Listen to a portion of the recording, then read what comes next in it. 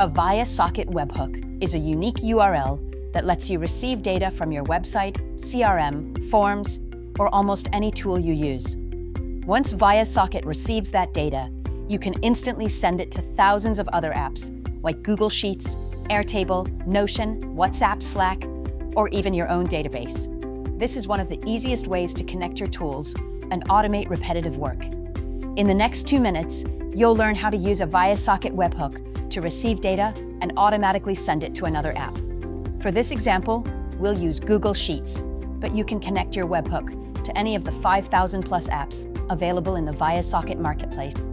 Let's build this inside viaSocket. Select Webhook as your trigger and copy the URL. Now paste this URL into any app where your data is coming from, like HubSpot.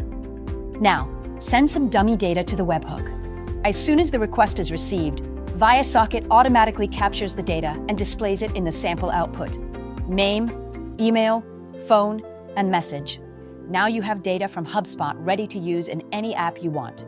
In this case, we'll save it to Google Sheets. To add this data to Google Sheets, click the Add Step button. Now search for Google Sheets and select Add New Row to Sheet. Choose your spreadsheet and select the sheet. Pick the columns you want to select, such as name, email, phone, message. Map each Google Sheets column to the webhook data using field mapping. Name maps to body.name, email to body.email, phone to body.phone, message to body.message.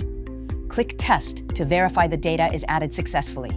Click Save, then click Go Live to activate the workflow. From now on, every webhook request will automatically add a new row to your Google Sheet.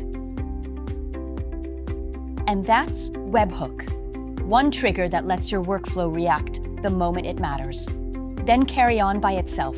We used Google Sheets here, but the same webhook data can go to Airtable, Notion, WhatsApp, Slack, your own database, or any of the 5,000 plus apps in the viaSocket marketplace. Next time, we'll look at Cron, where instead of waiting for an event, you'll run workflows automatically on a schedule. Every minute, every hour, or at a specific time each day. Until then, keep building with viaSocket.